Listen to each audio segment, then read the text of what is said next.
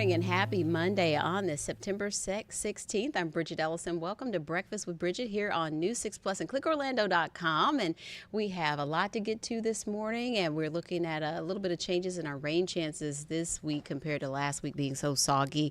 We're also going to talk to our Ezzy Castro live in minutes about Hispanic Heritage Month and the coverage we have planned here at News 6 and on clickorlando.com for you. So that's coming up in a little bit. But first, we want to get a check of that weather. And Chief Meteorologist Candace Campos is in the Pinpoint Weather Center. And Candace, you know, we came out of that long stretch here with tons of rain and the weekend included. Yeah, I mean, and we had a lot of rain, especially fall in areas of Volusia County on Saturday. Edgewater saw just record a number of inches of rain, and that unfortunately did cause a lot of flooding issues for some neighborhoods there. Now, the good news is, though, we are starting to turn the corner, a little bit of a drier setup, kind of like what you dealt with on Sunday. A few pop-up showers and thunderstorms can't be ruled out, but for the most part, we're back to where we should be for this time of the year. So I know that's pretty welcome news for many folks who are kind of done dealing with the rain every single day, the way that it has been. Right, Let's take it to the maps, show you at least we're not dealing with tropical issues. The Carolinas, unfortunately, they're watching potential tropical cyclone 8. They call it this. They designate this tropical system as a potential tropical cyclone because it is forming just offshore, and because it's so close to the shoreline, they want to make sure that the watches and warnings are issued with enough time for people to be able to heed those warnings. So as of right now, that center of circulation hasn't completely wrapped around just yet. Still will have that potential of doing so before it makes its landfall as into areas of South Carolina, bringing tropical moisture all the way up the eastern seaboard throughout the rest of the week. Now, wave heights on the backside of this system will continue to climb even for us here in Central Florida. And for that reason, we do have several coastal hazards to contend with. We have a coastal flood warning. This is for residents along the immediate coastline neighborhoods there. The combination of high tide as well as the rough surf could push water a little further inland than usual. Along with that, we have a high risk of rip currents, and for boaters, a small craft advisory would see is about 4 to 6 feet. So back here on land, clouds and rain, just showing mostly cloudy skies again today. A couple of little isolated pockets of some afternoon showers and thunderstorms favoring areas from I-4 towards the west, I should say towards the east, towards the coastline, as the two sea breezes come together. Could have a couple rumbles of thunder as late as about 8-9 o'clock this evening. So as we take you here hour by hour, highs in the upper 80s to low 90s. About 90 degrees will be our high in Orlando, with rain chances at about a 40%. There's your official high, nearing 90 this afternoon, with the rain chances starting up at about 2 to 4. We also have a super moon that will be overhead later on tonight. Hopefully the clouds will part just enough for us to be able to enjoy the sight later on tonight or early tomorrow morning. It's also a partial lunar eclipse.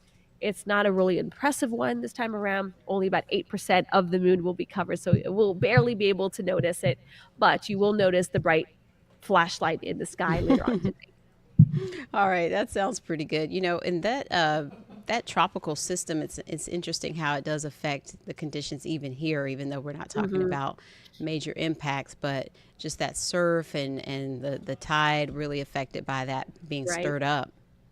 Yeah, I mean, and sometimes that's what kind of churns up the high surf as well as the rip current risk. So it's not just, the waters are pushing a little far inland. We're talking about really rough surf out there. And sometimes those waves can extend many, many miles past what the wind field is, just the way it's kind of churned up in the seas. And it's an area of low pressure that was a bit closer towards our coast over the weekend. It is now continuing to push towards the Carolinas, but it's been there for a few days now, certainly mixing up the waters there. All right. Well, thank you, Candace. We appreciate it. See you soon. Bye. We want to check in with Trooper Steve, too, to get a check of those roads and find out what he'll be up to a little bit later this morning. Good morning. Good morning, ma'am. How are you? Great. How you doing? It's Monday. Yes. I'm here. Yes. And is it... roadways, they're getting better, kind of, sort of. Let's get straight to it, because earlier we had a mess along 408. That mess is completely gone. Just those slight delays as you're headed westbound. Be careful, because that crash really blocked a whole bunch of lanes for us this morning. Right there, westbound, right around Mills. So you don't want to cause that secondary problem. People will not be happy with you this morning. Out in Seminole County, the delays westbound, they're heavy, and there are 2 minor crashes also contributing to this. So anytime we get some flashing lights out there, everyone automatically slows down because they want to see what's going on. So it is affecting traffic to the point, man, you got a lot going on your end over there, Bridgett. Sorry about I hear a whole bunch of...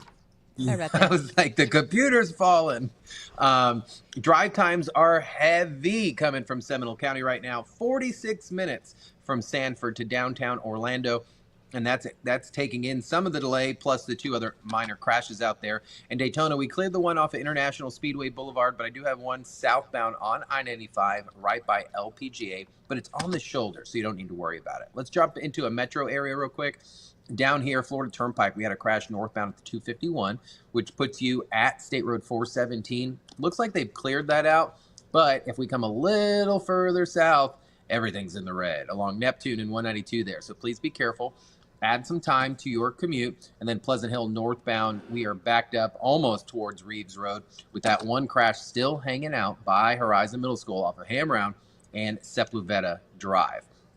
Just shows our Mondays are always unpredictable. Fridays are always a little better for us, but just take it nice and easy. The rest of Central Florida doing pretty good. If we have any crashes, of course, we will let you know. I will be back out in Melbourne again today. So I'm going to be driving down, but I'm not going to be alone. I'm going to have Mike Ramsdell. He is a member of our creative services team. He's also someone you may have seen on our social media, Behind the Six. So they started to do some things that feature us behind the scenes, but awesome guy. And he's from Melbourne. So I was like, hey, do you want to come hop in the truck with me? And he's like, heck yeah. So we're just going to go down there. He's going to show me where all like the cool hot spots are, maybe some history. And that's going to happen at 10 a.m. at clickorlando.com. Well, that's going to be fun. I had no idea he was from Melbourne. So you'll get the insider scoop on everything. Absolutely. So that'll be a good time. I'm excited about that. Yeah, and so we hit the road in just a couple days. So we've really like sunk our teeth into everything Melbourne here lately. So it's gonna be. I'm trying to figure out if they're going to require me to be there Wednesday night. That's a drive. Well, yeah, it is. Yeah. And then to be back here Thursday morning. I don't know about all that. I may have to zoom into Squid Lips, and I'll just be like, "Hey guys, how's everything going?" kind of thing.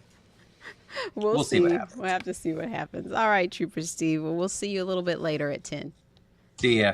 Thanks. We have some news to get to, and of course, like I said, we have our Ezzy Castro with us this morning talking about Hispanic Heritage Month in a little bit. But first, the big news yesterday, this developing story, major questions after a second apparent assassination attempt on former President Donald Trump. This time it happened at his golf club here in Florida, and this was in Palm Beach County, and a suspected gunman was shot by a Secret Service agent, and our Mark Lehman is following the latest overnight developments and what investigators are saying about the man in custody.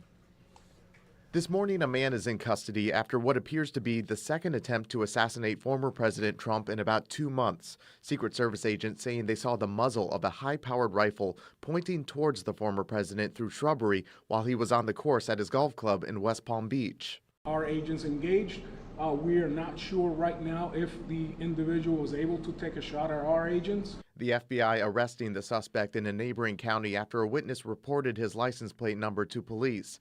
He's been identified as 58-year-old Ryan Wesley Ruth, a former North Carolina resident now living in Hawaii. He was previously seen participating in protests against the war in Ukraine. Most interestingly has been his continual postings about efforts to recruit fighters to go to the Ukraine. Arrest records suggest Ruth has a history with firearms and law enforcement run-ins. Officials say investigators recovered an AK-47 style rifle and a camera from the scene of yesterday's apparent assassination attempt. And there's also a GoPro on the fence there where he was intent on filming what was going on.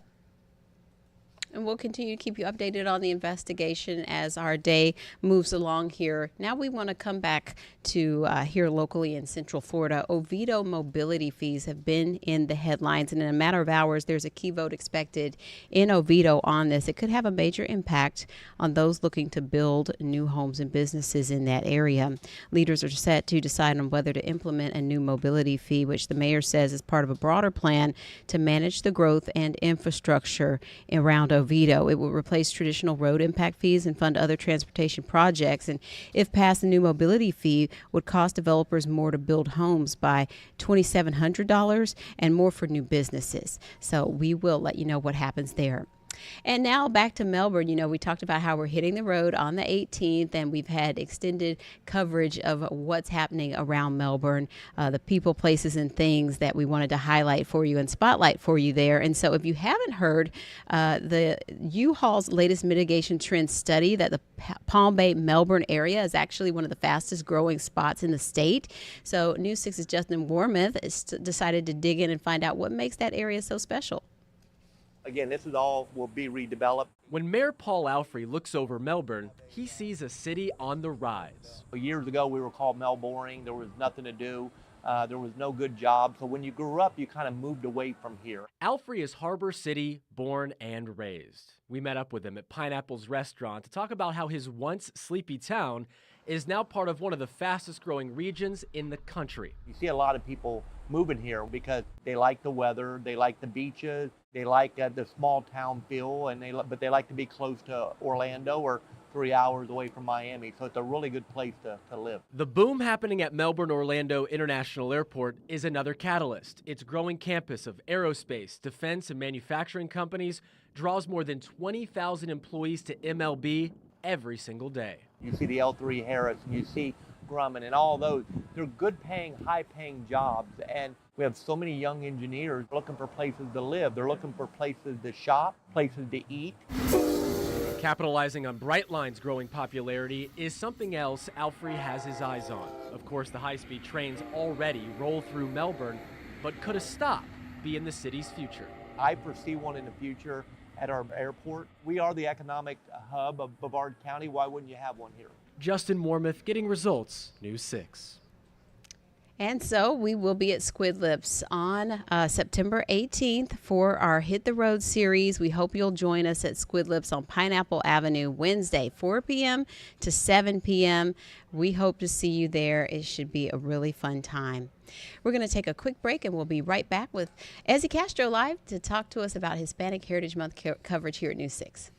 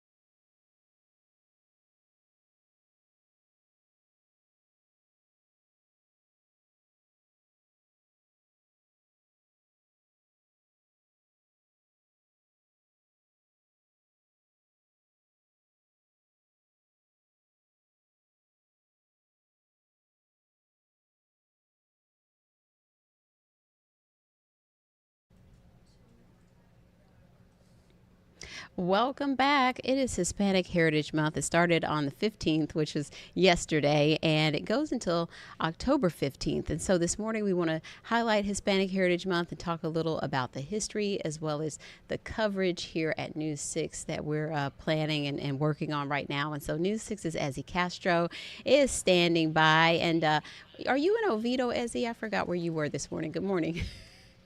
Good morning. Yeah, we are in Oviedo, and I gotta say a big thank you to First Watch in Oviedo because they're caffeinating me this morning. Oh, nice. So cheers.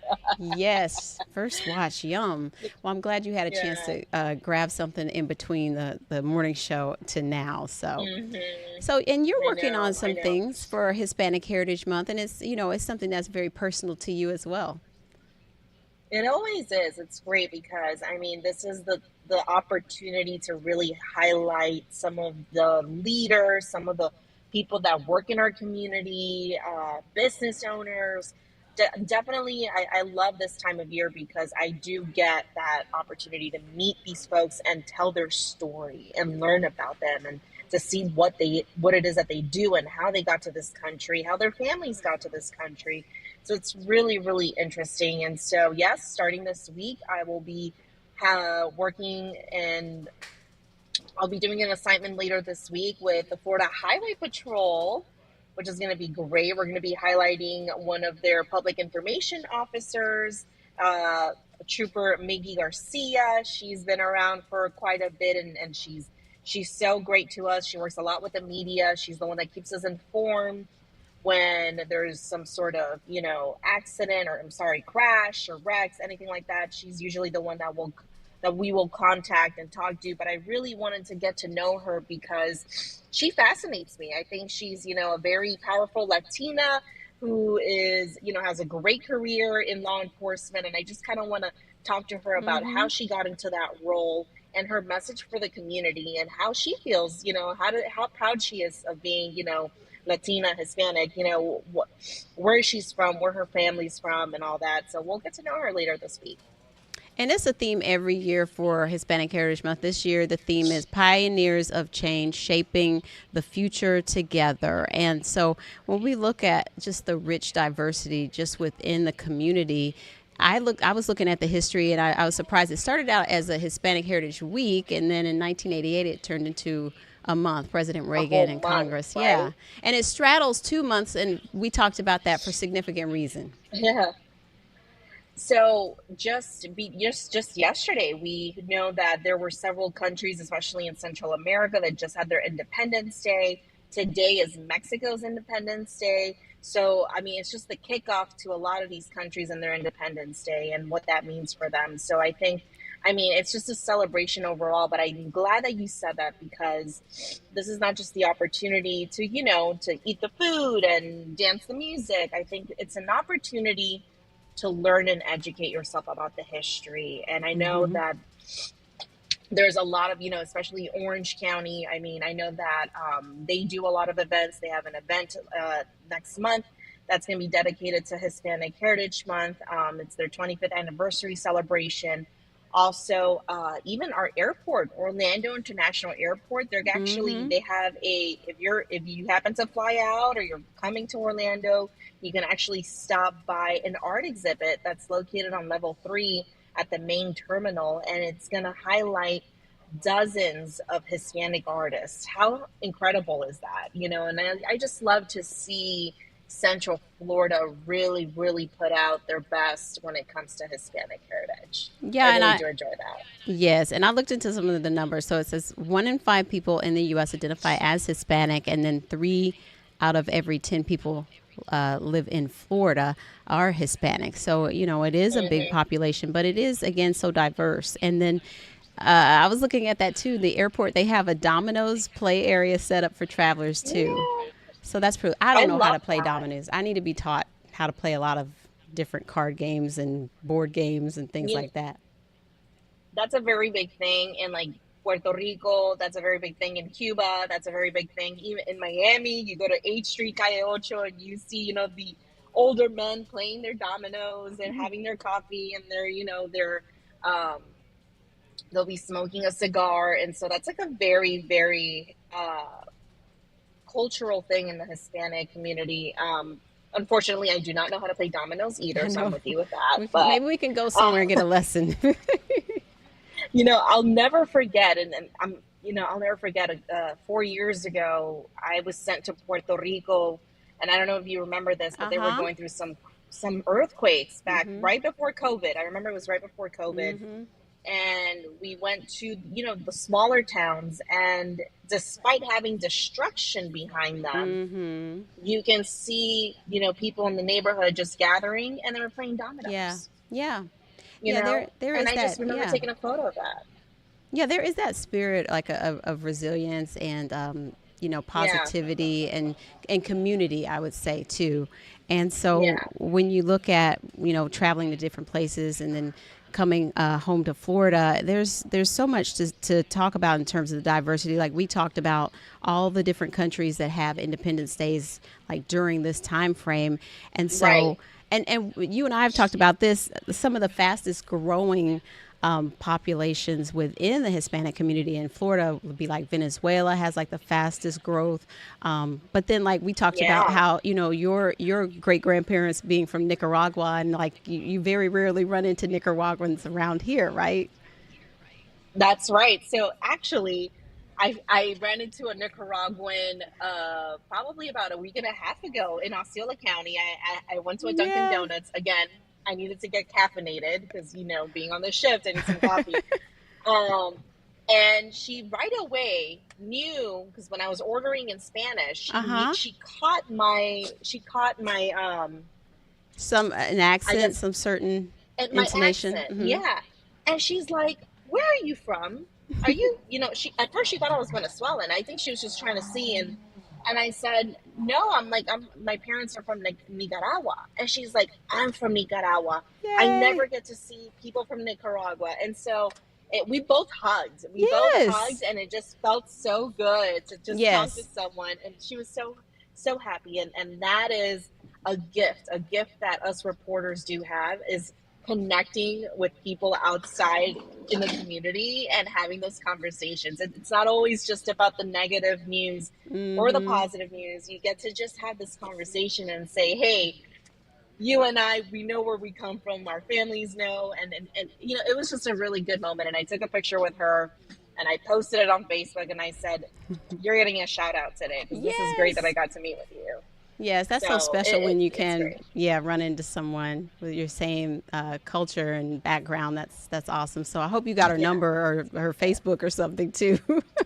I know her name was Melissa. So if Melissa's watching, shout out to her. But it was just great. I mean, and you can, just that special connection. It's always great to have that special connection. It is. So when can I'm going to let you go, and I wanted to know, so when can we look for that story you're going to work on with the law enforcement officer?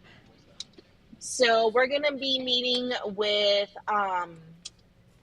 Trooper Garcia on Wednesday. Now, we're still trying to debate whether it's going to air Wednesday or if it's going to air Thursday, but that's still in the works. But I'm just really excited. I'm glad that she's able to do this with us. I was, just told her how, I look up to her, and she's a young, fascinating woman in law enforcement. So I'm excited. Yes, and that fits in with the theme too: pioneers of change, shaping the future together. So that's great.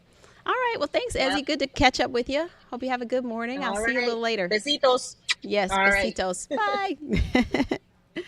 So you can look for those stories. And we also want to see how you celebrate Hispanic Heritage Month. You can always pin photos on our Pin It page or through our app. Just check that out and share your photos with us. Maybe it's food, maybe it's a gathering or an event, but show us how you're celebrating. We'd love to see it, and maybe you'll see those photos on some of our later broadcasts. So we want to take you to Crayola Experience. Our Emily McLeod has a story about an organization called A Kid Again and some of the great things happening out there at Crayola Experience. Good morning. Welcome. We're excited you're here. A Kid Again partnered with the Crayola Experience to give kids with different medical conditions and their families a day to just have fun and enjoy the day together by doing different activities like making their own crayons. Are you going to make a crayon? Yeah, I think we are. Ann Anderson says she was excited to bring her daughter James to the Crayola Experience with a kid again. Do you like that one with the hearts, James? Yeah. The organization serves children with life-threatening conditions and their families. To come here and to be a family and have Yeah. fun. Tell me, how does that feel? It feels amazing. I was super excited to bring her today, and that's right, and just have fun. Yeah. Just be a kid and not be doing those things that, we do like throughout the week, all the therapies and stuff like that. Jeffrey Brown was also with his family on Sunday. He says events like this offer his son Nathan the opportunity to connect and engage with others. These events that offer opportunities for Nathan, who has a pretty significant neurodevelopment disorder, to interact with and do things are really great. Yeah. How does it feel to be able to just come out as a family and enjoy this and have fun together? It's great. Like I said, any activities where he can be included along with everybody else, despite kind of his disability, is enjoyable. Jen Coma is the Chief Operating Officer for the National Office of A Kid Again. Hey, you excited for the day? Awesome. She says their organization is unique because not only do they serve kids with life-threatening illnesses, but their immediate families too. When a family is going through a difficult medical journey, it isn't just the ill child, it is the parents and it's the siblings. And so being able to not think about that next hospital visit or doctor's appointment is really powerful, where they just get to come together, meet other families that are going through similar medical journeys, and just have fun. To learn more about A Kid Again and the group's resources, you can head to our website, clickorlando.com. In Orange County, Emily McLeod, Getting Results, News 6. I love that. We have another insider contest to tell you about before we go. Howl and Scream is back at SeaWorld, and you have a chance to go for free. And they have 4 all-new haunted houses, scare zones, and immersive bars. Insiders have a chance to win a 4-pack of tickets. Go to clickorlando.com/insider. Fill out the form. You can enter as many times as you want before we pick 2 winners on September 30th. And as always, it's free to join the Insider program and enter those contests. So good luck with that.